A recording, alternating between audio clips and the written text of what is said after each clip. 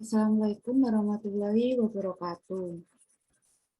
Nah, di sini saya akan mempresentasikan seminar mengenai manajemen keuangan internasional, di mana di sini akan membahas bagaimana perdagangan internasional dan pembiayaan UMKM orientasi ekspor dalam mewujudkan pembangunan inklusif dan berkelanjutan. Sebelumnya saya ingin memperkenalkan diri terlebih dahulu. Perkenalkan, nama saya Snaini Dian Pratiwi, NIM F1320047 dari S1 Akuntansi Transfer Universitas 11 Maret.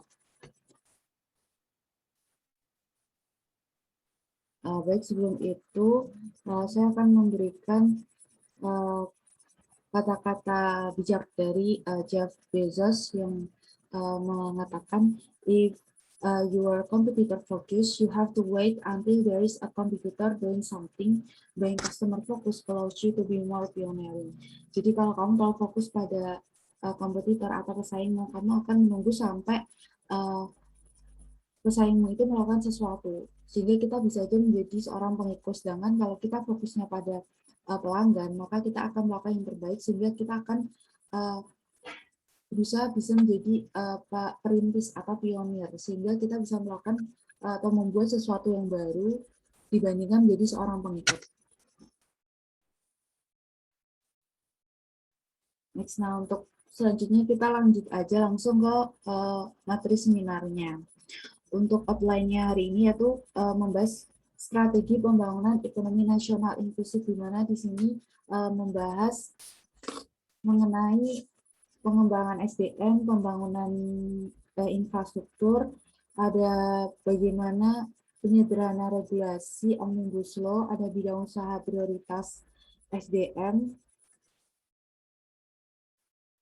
bidang usaha prioritas atau BNI, ada insentif fiskas, jaminan, bansos, dan pembiayaan UMKM, bagaimana meningkatkan pengembangan industri orientasi ekspor, lalu ada peningkatan perdagangan internasional dan transformasi ekonomi 2020 sampai 2024.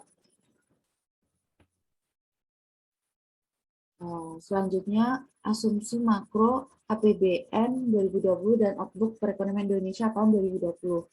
Dalam rangka mencapai sasaran pembangunan 2020, pertumbuhan ekonomi itu diharapkan dapat mencapai 5,3% melalui peningkatan produktivitas, investasi, dan berkelanjutan, perbaikan pasar tenaga kerja, peningkatan kualitas SDM, dan implementasi kebijakan untuk penguatan perekonomian Indonesia. Dan untuk asumsi makro APBN 2020 sendiri, untuk harga minyak mentah itu ada 63 US dollar per barel. Lalu ada liftingnya 755.000 barel per hari, suku bunganya 5,4%, lalu gas liftingnya 1.191 setara 1.000 barel atau hari, lalu kursnya 14.400 rupiah per US dollar, inflasinya 3,1% dan pertumbuhan ekonominya 5,3%. Nah, untuk outlook perekonomian Indonesia sendiri tahun 2020 itu untuk konsumsi rumah tangga itu memberikan kontribusi utama. Investasi menjadi persyaratan penting untuk mencapai percepatan pertumbuhan, dan inflasi tahun 2020 itu tetap terkendali pada level rendah dan stabil, dan untuk sektor eksternal itu masih akan dipengaruhi oleh sentimen ketidakpastian ekonomi global. Selanjutnya membahas bagaimana strategi pembangunan nasional inklusifnya. Untuk visi misi arahan Presiden dan agenda pembangunan RPJMN 2020 sampai 2024. Untuk 7 visi misi Presiden sendiri, yang pertama itu peningkatan kualitas manusia Indonesia, lalu ada struktur ekonomi yang produktif, mandiri, dan berdaya saing. Lalu ada pembangunan yang merata dan berkeadilan.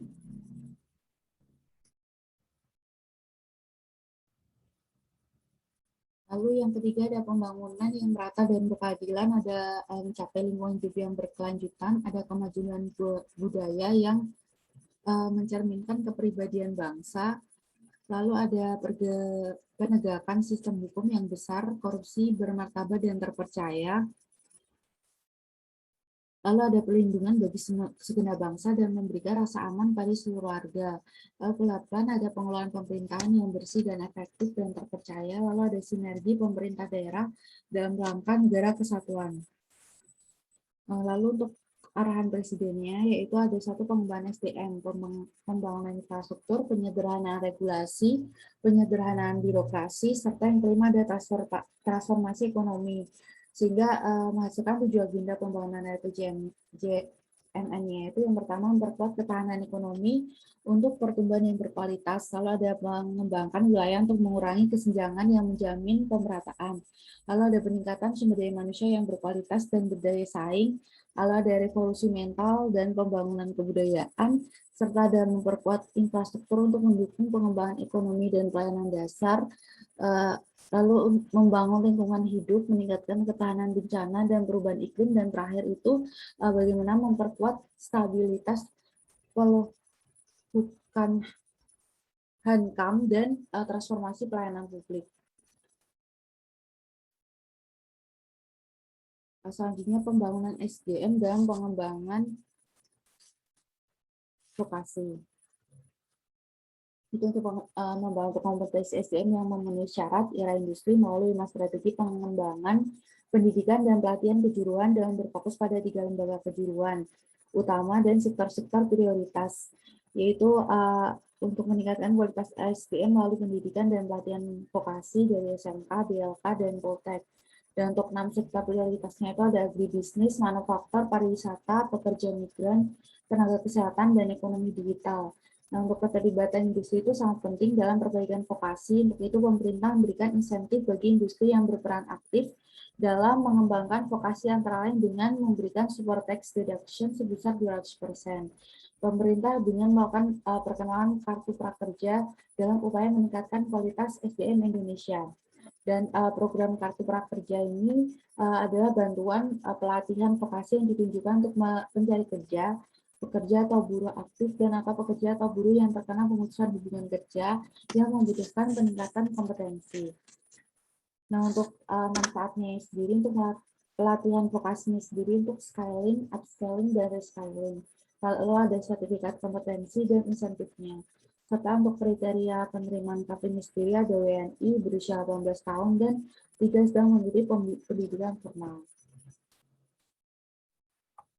Lalu selanjutnya pembangunan SDM untuk super tax deduction, di mana ini mendorong peran dari DUDI atau Direktorat Kemitraan dan Penyelarasan Dunia Usaha dan Dunia Industri yang merupakan unit organisasi Direktorat Jenderal Pendidikan Vokasi di bidang kemitraan dan penyelarasan dunia usaha dan dunia industri. Dalam kegiatan pengembangan SDM Indonesia itu melalui kegiatan vokasi dan insentif pajak berupa fasilitas pemotongan pajak hingga 200% dari biaya yang dikeluarkan untuk kegiatan vokasi. Nah, untuk insentif fiskal untuk mendorong daya saing super deduction itu 200% untuk vokasi. Untuk konstruksi pengaturannya itu berdasarkan PP nomor 45 tahun 2019 yang mengatur jenis fasilitas amanat pengaturan lebih lanjut dengan PMK. Itu ada PMK nomor 128 garing PMK 10 garing 2019, yaitu tentang pengurangan penghasilan bruto untuk kegiatan vokasi. Nah, pengaturannya itu tentang bagaimana batasan besaran pengurangan penghasilan bruto, lalu cakupan lembaga pendidikan peserta kegiatan vokasi, jenis biaya yang dapat diberikan insentif, jenis kompetensi yang dapat insentif, ada tata cara pengajuannya, dan tata cara pelaporan insentifnya. Nah, untuk pokok-pokok pengaturan PMK nomor 128 garing PMK 10 tahun 2019 ini, untuk subjek penerimaannya itu ada wajib pajak badan dalam negeri yang melakukan kegiatan pembinaan dan pengembangan SDM yang berbasis kompetensi tertentu. Itu ada pemagangan, praktek kerja, dan pembelajaran. Untuk jenis yang diberikan yaitu berupa fasilitas khusus seperti workshop, ada honor peserta, honor atau gaji instruktur, barang dan bahan, serta sertifikat.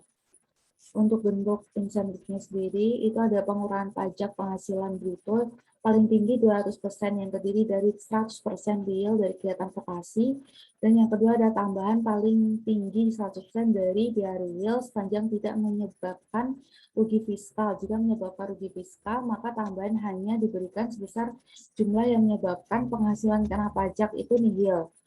Dan untuk mekanismenya itu wajib pajak itu melakukan penjajian kerjasama dengan SMK, BLK, atau politekniknya. Lalu wajib pajak itu menampilkan pemberitahuan pembangunan fasilitas atau disertai PKS dan SKF melalui OSS. Lalu wajib pajak itu melaporkan biaya kegiatan vokasi melalui KPP.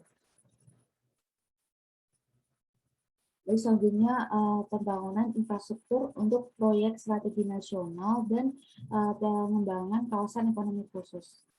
Nah, pemerintah itu telah menyusun proyek strategi nasional yang terdiri dari 223 proyek dan 3 program dengan nilai totalnya investasi itu mencapai 4.183 triliun dan tersebar di seluruh Indonesia. Bisa dilihat pada gambar yang ada di PPT ini. Nah, untuk secara total ada 92 proyek strategi nasional yang selesai pada tahun 2016 sampai 2019 dengan nilai investasi 467,4 triliun. Dan untuk pembangunan infrastruktur secara merata itu bermanfaat besar untuk menstimulasi pertumbuhan dan distribusi ekonomi masyarakat serta meningkatkan daya saing negara. Nah, untuk kawasan ekonomi khusus sendiri itu bisa menciptakan pusat-pusat pergerakan perekonomian baru yang tersebar di seluruh wilayah Indonesia. Nah, komitmen investasi yang telah masuk itu senilai 104 triliun dan menciptakan tenaga kerja hingga 10.700 orang. Nah, pada grafik ini bisa dilihat komitmen investasi dan tenaga kerja untuk kawasan ekonomi khusus pariwisata itu untuk warna hijaunya, dan untuk kawasan ekonomi khusus untuk daerah industri itu ada pada warna biru.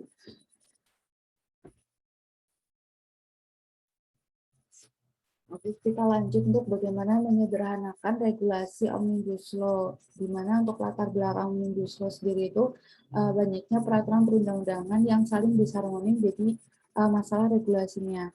Nah, untuk grafik ini bagaimana potensi pertumbuhan PDB Indonesia dalam persentase.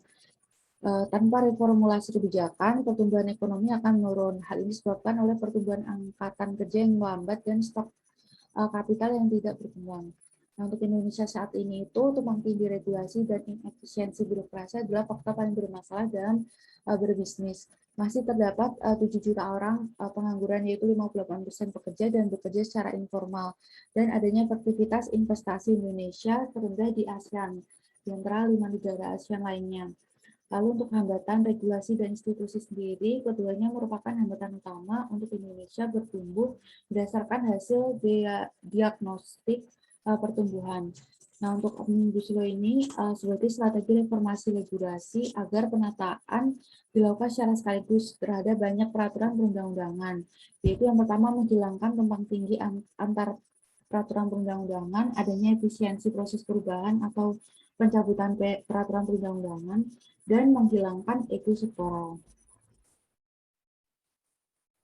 Nah, untuk substansi Omnibus Law sendiri itu ada arahan Presiden dalam berbagai kesempatan untuk meningkatkan iklim investasi dan daya saing Indonesia. Pemerintah mengajukan 2 rancangan undang-undang kepada DPR, yaitu yang pertama Omnibus Law Cipta Lapangan kerja mencakup 11 klaster, yaitu ada penyederhanaan perizinan, persyaratan investasi, ketenagakerjaan, kemudahan, pemberdayaan dan perlindungan UMKM, kemudahan berusaha, dukungan riset dan inovasi, ada administrasi pemerintahan, mengenai sanksi, pengadaan lahan, investasi dan proyek pemerintah, dan yang terakhir ada kawasan ekonomi. Lalu yang kedua itu ada Omnibus Law perpajakan yang mencakup 6, yaitu ada pendanaan investasi, sistem teritori, ada subjek pajak orang pribadi, kepatuhan, wajib pajak, keadilan iklim berusaha, dan yang terakhir ada fasilitas. Di mana telah teridentifikasi 79 undang-undang dan 1.229 pasal yang disederhanakan melalui metode Omnibus Law Cipta Lapangan Kerja.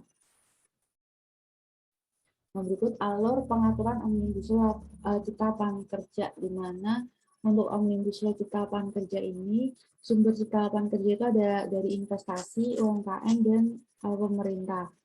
Untuk investasi sendiri, itu klaster pokoknya ada ekosistem investasi yang terdiri dari penyederhanaan perizinan, persyaratan investasi, ketenagakerjaan, kemudahan berusaha, riset dan inovasi, pengadaan lahan, dan kawasan ekonomi. Sedangkan untuk UMKM itu ada kemudahan pemberdayaan dan perlindungan UMKM. Itu ada kriteria UMKM-nya, basis data tunggal, collaborative processing atau cluster, ada kemudahan perizinan tunggal, ada kemitraan, insentif dan pembiayaan, dan untuk pemerintah ada investasi dan proyek pemerintah, ada investasi pemerintah, serta kemudian proyek pemerintah. Dan untuk cluster pendukungnya itu ada administrasi pemerintahan dan penganaan sanksinya. Selanjutnya, daftar prioritas investasi. Nah, saat ini pemerintah melalui Menko Perekonomian sedang menyusun daftar prioritas investasi yang merupakan bagian dari upaya pelaksanaan bidang usaha yang diatur dalam daftar negatif investasi. Dapat terlihat dalam tabel ini, investasi di Indonesia itu sangat tertutup dibandingkan negara-negara ASEAN. Dan jumlah bidang usaha yang tertutup maupun bidang usaha terbuka dengan persyaratan terbanyak di antara negara ASEAN. Hingga tahun 2014, jumlah bidang usaha yang diatur dalam daftar negatif investasi telah bertambah. Pada 2016, pemerintah mulai merelaksasi bidang usaha yang diatur dalam DNI.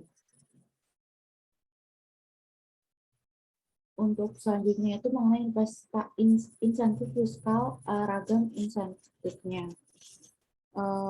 Guna mendorong masuknya investasi, tercipta industri pionir, pemerintah mengeluarkan berbagai insentif fiskal. Harapannya defisit CAD ini bisa ditekan, tenaga kerja terserap, dan pertumbuhan ekonomi itu bisa meningkat. Nah, untuk ragam insentifnya itu yang pertama itu ada tax holiday. Nah, tax holiday itu sendiri adalah fasilitas pajak yang berlaku untuk perusahaan baru berdiri yang diberikan kebebasan pembayaran pajak penghasilan badan dalam periode tertentu, di mana untuk investasi industri pionir ini memberikan nilai tambah dan eksternalitas tinggi, lalu memperkenalkan teknologi baru, dan memiliki nilai strategi bagi perekonomian. Untuk fasilitas pengurangan PPh badannya itu sebesar 100% untuk investasi minimal 500 miliar, dan sebesar 50% untuk investasi minimal 100 miliar. Lalu yang kedua ada tax allowance, di mana untuk tax allowance ini juga termasuk salah satu fasilitas pajak yang diberikan kepada investor. Pengertian tax allowance sendiri merupakan pengurangan pajak yang dihitung berdasarkan besar jumlah investasi yang ditanamkan. Nah, investasinya itu pada pertama sektor prioritas dengan kriteria memiliki investasi tinggi untuk ekspor. Yang kedua menyerap tenaga kerja dan tidak menggunakan TKDN tinggi. Untuk fasilitasnya itu berupa investment allowance sebesar 30% dan ada penyusutan dan amortisasi dipercepat PPh dividen 10%, serta tambahan kompensasi kerugian yang lebih lama dari 5 tahun. Untuk paradigma pemberian fasilitas perpajakan sendiri itu berdasarkan trust and verify serta simplicity dan certainty. Untuk trust and verify sendiri itu proses kemudian diawas sejalan dengan prinsip self assessment, verifikasi dalam rangka pengawasan. Dan untuk simplicity dan certainty sendiri itu sederhana dalam prosedur dan memberikan kepastian atas hak dan kewajibannya. Lalu yang ketiga itu insentifnya itu ada super deduction, vokasi, dan lead bank. Untuk super deduction vokasinya itu mengikutsertakan industri dalam kegiatan vokasi untuk memberikan pengetahuan dan mendorong transfer of knowledge. Lalu untuk pengurangan penghasilan bruto maksimal 200% atas biaya dalam rangka kegiatan penyediaan praktik kerja, pemagangan, dan atau pembelajaran. Dan untuk yang super deduction lead bank sendiri itu meningkatkan peran industri menumbuhkan inovasi serta pemanfaatan teknologi terkini dalam proses produksi pengurangan penghasilan bruto maksimal 300% atas biaya lead yang dilakukan di Indonesia. Dan yang terakhir, yang keempat itu investment allowance, itu dukungan pemerintah terhadap program penciptaan lapangan pekerjaan dan penyerapan tenaga kerja. Fasilitasnya itu berupa pengurangan penghasilan itu sebesar 60% dari jumlah investasi untuk industri padat karya tertentu.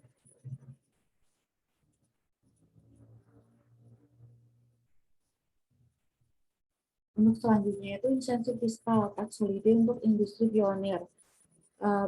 Untuk berdasarkan PMK nomor 150 tahun 2018, wajib pajak yang dapat diberikan tax holiday sendiri itu penanaman modal baru pada industri pionir dengan nilai investasi minimal 500 miliar.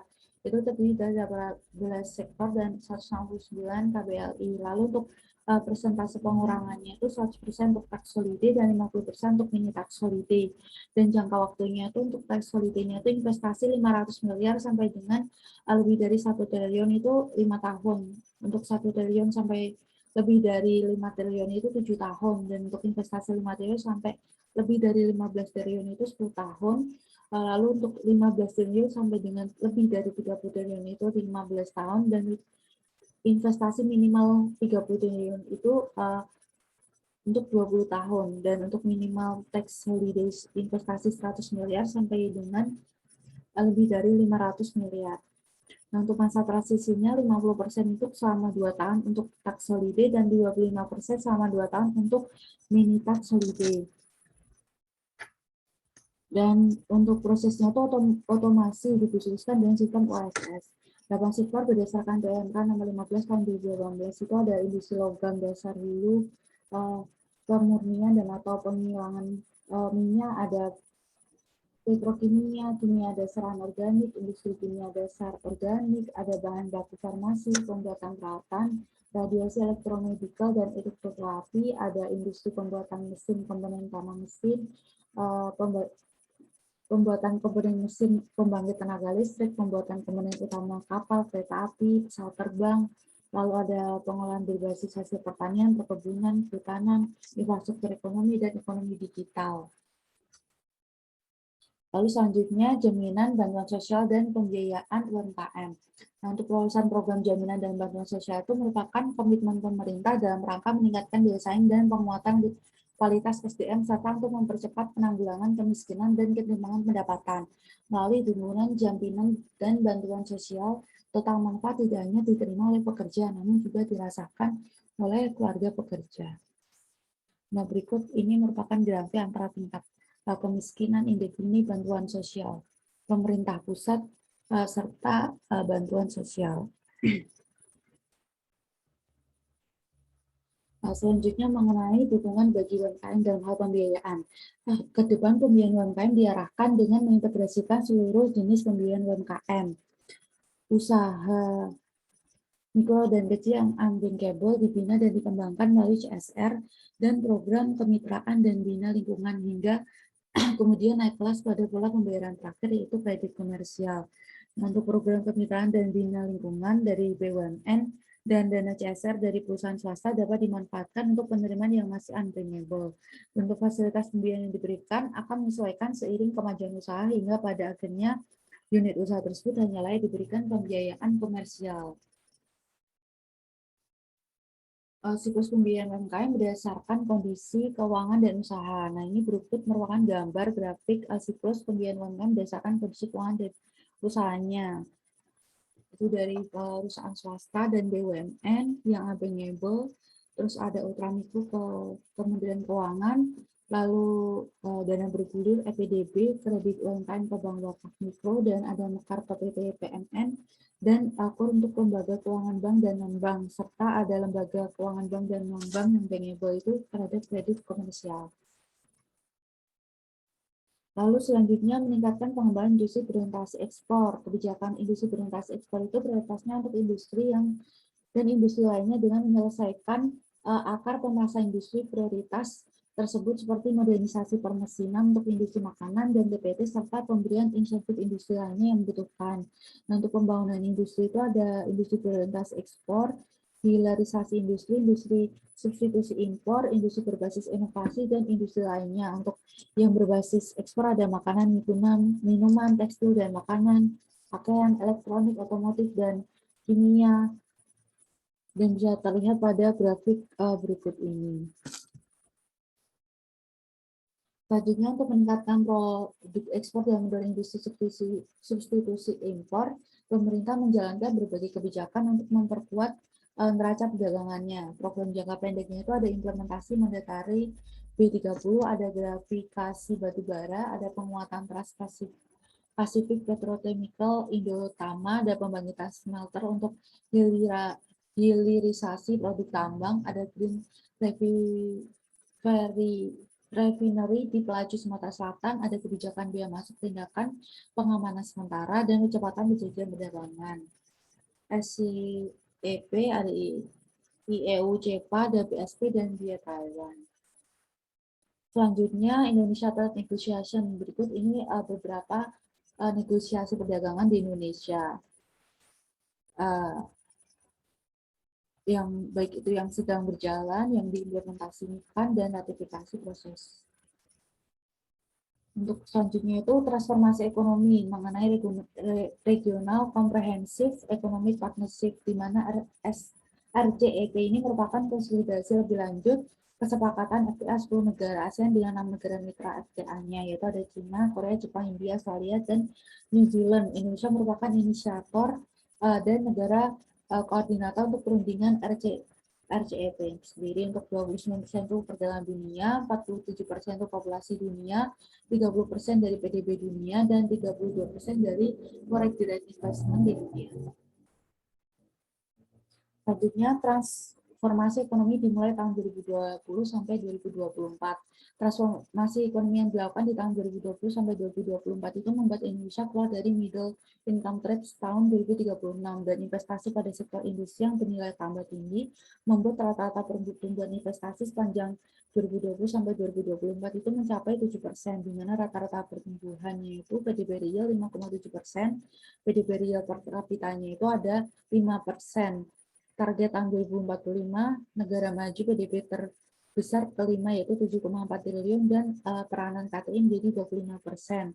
Untuk konsumsi rata-rata pertumbuhan 2020 sampai 2045, konsumsi RT dan NPRT-nya 5,6%, investasi 7%, konsumsi pemerintahnya itu ada 4,9%, ekspor 4,8%, dan impornya 4,8%. Berikut presentasi dari saya. Apabila ada yang ditanyakan, dipersilahkan.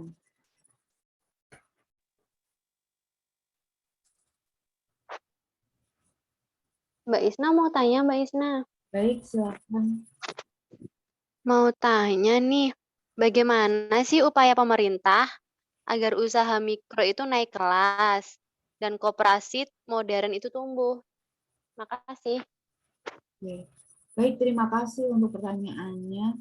Baik, langsung saja saya menjawab pertanyaannya, bagaimana sih upaya pemerintah agar usaha mikro naik kelas dan koperasi modern itu bisa tumbuh. Nah, untuk mendorong target penciptaan koperasi modern dan UMKM naik kelas, itu menyiapkan ada 4 transformasi besar dari pemerintah, yaitu dari Kemenkop UKM, yaitu dengan transformasi dari informal ke formal, transformasi ke digital, dan pemanfaatan teknologi transformasi ke dalam rantai nilai, value chain, dan modernisasi koperasi untuk mengurangi risiko usaha dari UMKM agar lebih visible untuk mendapatkan akses pembiayaan, maka menyiapkan 4 transformasi besar tersebut. Lalu ciri dari usaha mikro kan antara lain belum terdata dan memiliki perencanaan bisnis dengan baik, tergantung sepenuhnya dengan pendapatan harian yang sangat dinamis baik dari sisi produk yang dijual maupun lokasi penjualan. Di lokasi belum dalam skala ekonomi, bahkan sangat rentan terhadap perubahan lingkungan. Semuanya menambah sulit usaha mikro mendapatkan akses pembiayaannya. Lalu program pemulihan ekonomi nasional khususnya pembiayaan bagi koperasi dan usaha kecil menengah juga dilanjutkan dengan pembiayaan sasarannya itu ada 2, yaitu kepada usaha yang unbankable tadi, yaitu usaha mikro diberikan bantuan presiden untuk produktivitas usaha mikro atau BPUM. Dan kedua, kepada mereka yang sudah bankable atau sedang terikat kredit untuk mendapatkan fasilitas subsidi bunga kur dan pembiayaan modal kerja koperasi melalui lembaga pengelolaan dana bergulir. Untuk penguatan pembiayaan saat kondisi darurat ada meliputi restrukturisasi kredit, restrukturisasi usaha, bantuan permodalan, dan bantuan lainnya. Kemudian pemerintah memberikan fasilitas pembiayaan dari peningkatan akses pembiayaan, berikan imbal jasa penjaminan dan subsidi bunga, penjaminan kredit modal kerja, penyaluran dana bergulir, bantuan permodalan, dan bentuk pembiayaan lain. Lalu pemerintah terus bisa mematangkan alternatif pembiayaan ke UMKM dan koperasi yang murah, mudah, dan cepat agar UMKM cepat naik kelas. Lalu selain itu juga ada peran dari pemerintah daerah juga sangat berperan penting dalam akselerasi pengembangan UMKM dan meningkatkan kesejahteraan dari masyarakat. Nah, berikut jawaban dari saya.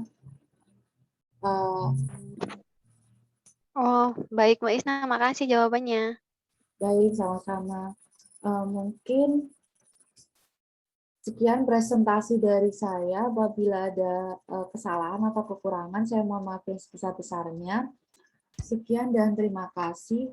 Wassalamualaikum warahmatullahi wabarakatuh. Waalaikumsalam warahmatullahi wabarakatuh.